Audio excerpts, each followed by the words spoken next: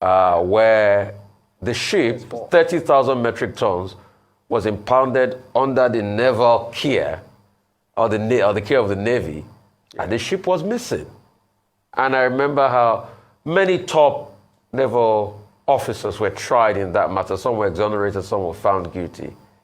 But since then, we've had this recurring case, and this, like you said, recurring riddle. So, sort of like 20 years down the line, we've not been able to crack this. That's the riddle. It didn't start today. How can we crack this riddle? Is it that these men are untouchable, that nobody can touch them, or they are bigger than the states? Okay, the first thing to do is, I think that you may need to get a copy of The Riddle of the Oil Thief, and you read it from cover to cover. You get the entire prescription, because I can't say all of it just here. But yes, getting that international collaboration and ensuring that the searchlight is around Nigeria will help, because that way they will also ensure that their own people who are involved in foreign countries are brought to book. If you remember the Halliburton scandal,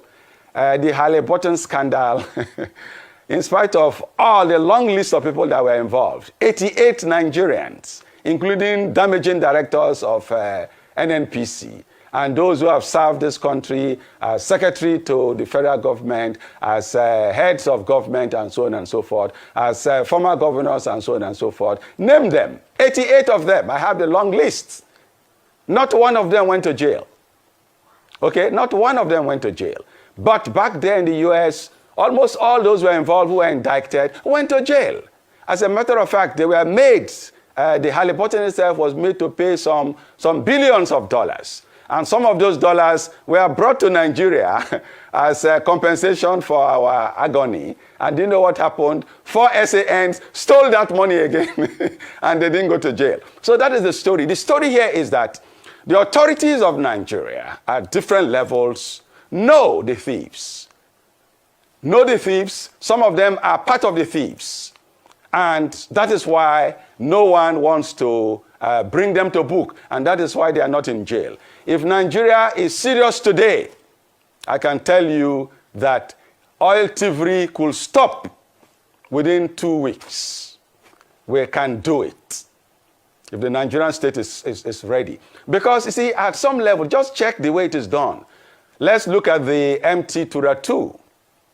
It went to an official loading bay somewhere and stayed there for a while. Because, you see, my primary school was State School 1, Ibulia Dikibo, okay, at Okrika. When I was going to school in those days, in the 70s, behind my school was the jetty, the NPRC jetty at Okrika. The Leme Petroleum Refinery jetty at Okrika was just by my school.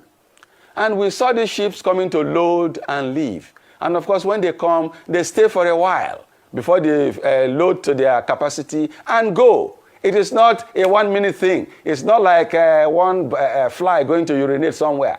It takes a while. And those places are manned by law enforcement. From EFCC to DSS to Army to Navy to Air Force to everybody. To what do you call them? NCDC. Everybody is there. So, you cannot tell me that they didn't see this thing going on.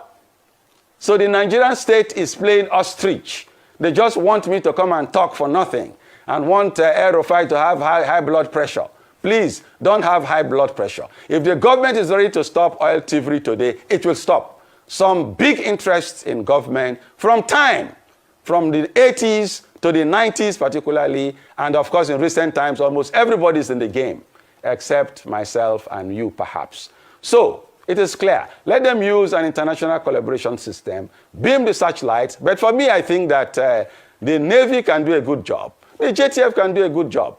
If those above these particular establishments are ready to do a good job. Because yes, if you tell Rear Admiral Ferrara that this is what you want. That is what he's going to do. Yes, that is what he's going to do. He's so trained that if you say this is what you want and you're above him, that is what he's going to do. So whatever outcome we've been getting in the last few decades is what the Nigerian state wanted. Mark my words, it is what the Nigerian state wanted. It is what the federal government of Nigeria wanted. That is what we are getting.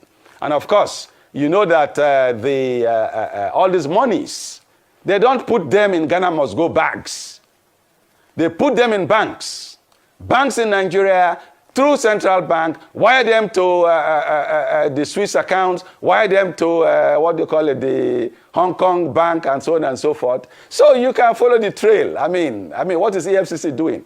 So they should tell it to the dogs. They shouldn't tell it to me. And I believe that when you read the riddle of the oil thief, they won't tell it to you as well, because you will know clearly that this is just a game and we are here made to be distracted for nothing. Well, so many solutions have been proposed. Some people have said deploy technology.